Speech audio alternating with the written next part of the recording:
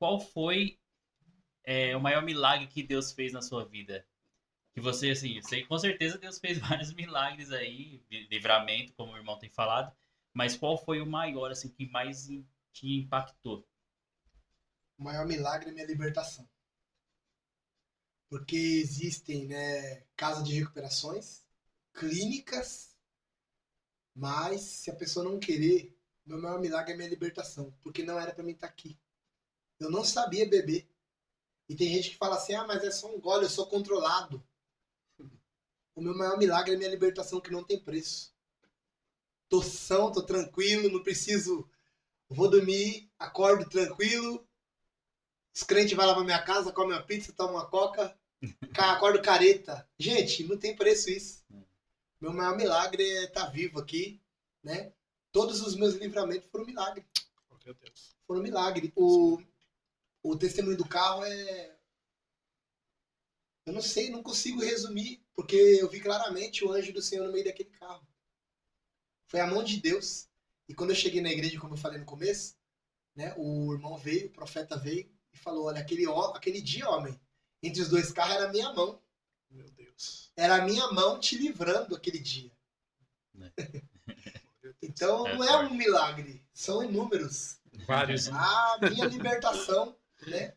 É muito livramento, muito livramento. A minha vida se resume em livramento. E a libertação em si também se baseia na escolha, né? Escolha. Meus amigos, é assim, de antigamente, quando eu vou lá na casa da minha mãe, eles me olham assim e falam, não, Deus existe mesmo. Jesus existe. O meu carro, teve uma vez que eu tava com o carro tão ruim, tão inconsciente, que eu tava de tanto álcool que eu consumi, que o meu carro ele virou de lado. E aí no outro dia, sabe aquela resenha de domingo? Os caras sentam assim pra trocar uma ideia, e na balada antes, teve um que olhou e falou assim, nunca mais eu ando com você. Falei, mas por que nunca mais você anda comigo? Ele falou, você não lembra? Eu falei, não lembro. Falou, mano, o carro virou de lado. O carro levantou de duas rodas. Falei, eu não lembro. Misericórdia. Tem milagre melhor que esse?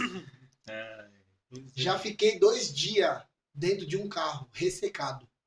Tanto uísque, tanta coisa que vocês não imaginam. Meu Deus. Minha família me procurando e eu dentro da favela. Deus guardando. Deus me guardando. Apóstolo, deixa eu te fazer uma pergunta.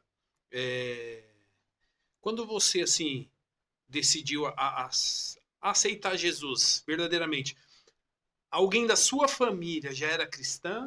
Ou você foi o primeiro a se tornar cristão? Se você foi o primeiro, qual foi a reação dos seus familiares a respeito de você entregar sua vida para Cristo? Da minha casa, e hoje em dia eu entendo eles, porque a Bíblia diz que a nossa luta não é contra a carne nem o sangue, Sim. mas sim contra os principados e as potestades que agem na região celestial. Hoje eu entendo eles. E eles me ouvindo hoje, eles vão me entender, né? O que acontece? Rejeição. Isso é normal.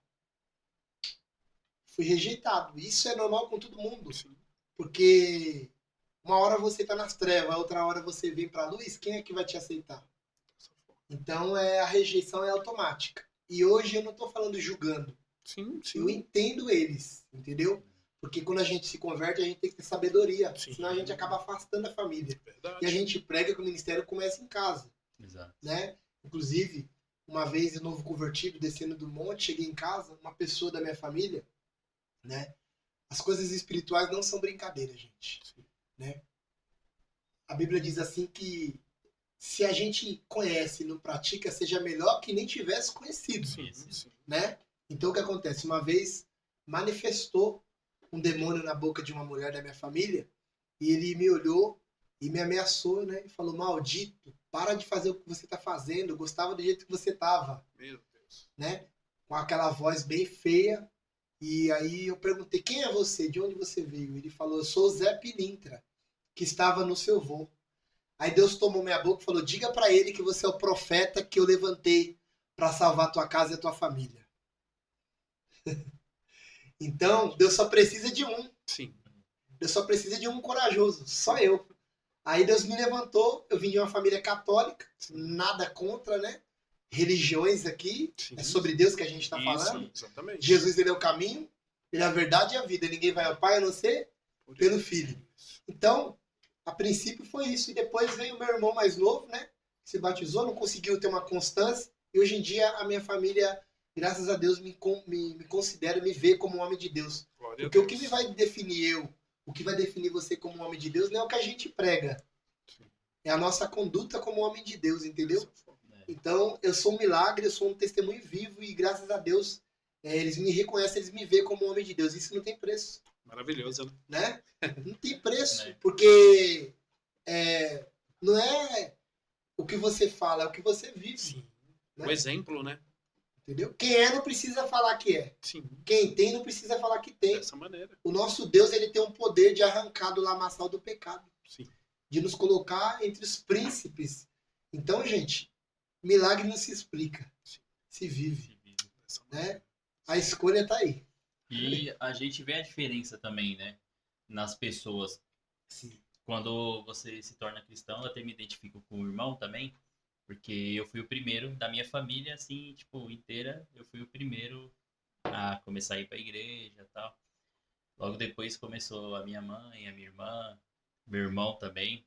E o meu irmão nem mora com a gente aqui, mora na Bahia. E a família da minha mãe é da Bahia, né? O pessoal lá também é católico também, a minha avó é católica, fervorosa ali. E E as pessoas às vezes têm um pré-julgamento da gente também, né? Em questão da gente ser cristão e tal. E tem aquelas brincadeiras e tal, né? Mas se você mantém firme, as pessoas veem a diferença, né? Vê a diferença em você, vê o brilho do Espírito Santo mesmo. Até a face da pessoa muda quando ela começa a servir a Deus e começa a entrar no Evangelho e aquele primeiro amor, né? A face da pessoa muda totalmente. É incrível, né? Um vídeo que vocês mandaram pra mim, né? De mim aqui foi uma foto só, né? Aquela foto. Eu mostrei pra irmã da igreja que nem me conhece. Ela olhou o vídeo e ela falou, misericórdia. Ela se assustou.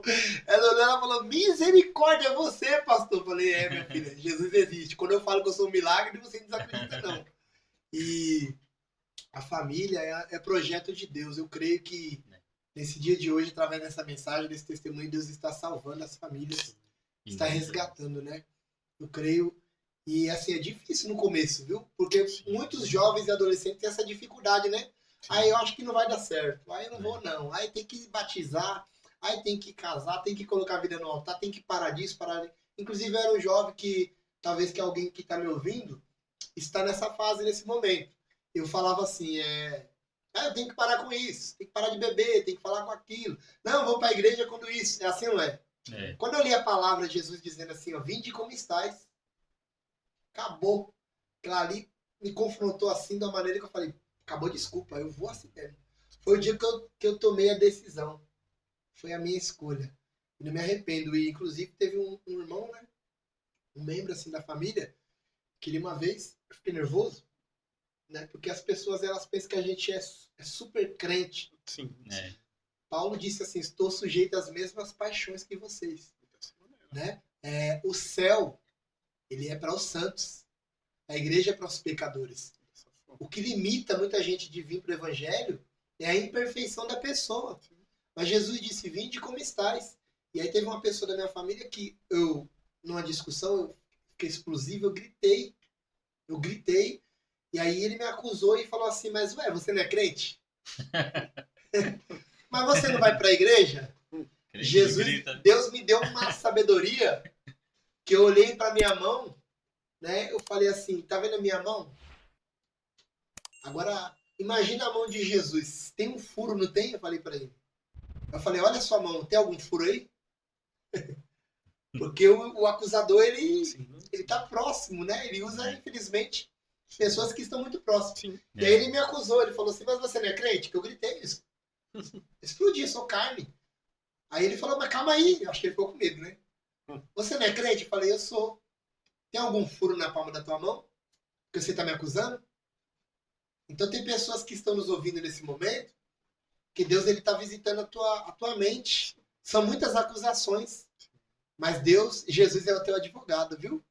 A Bíblia diz em Romanos que nem a morte, olha que coisa linda, gente. Acabou a desculpa.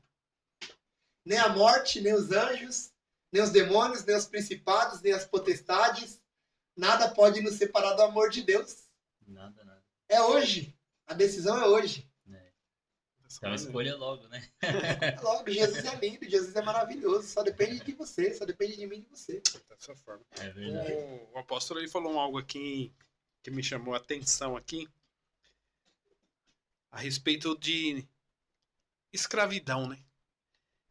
Que quando a gente se tornamos servo de Cristo, nós acabamos se tornando como um escravo de Cristo. Isso aí pode soar como um algo meio complicado para quem está escutando lá. Só que eu tenho algo, isso. Mas eu tenho algo para te dizer. Você vai ser escravo ou de Cristo ou de Satanás. Cabe a você escolher. Se você for escravo de Cristo, qual é a recompensa? Ruas de ouro. Não é isso? Você vai viver ali, ó, no céu. Agora, se você for escravo de Satanás, é fogo ardente. E aí, qual é a sua escolha?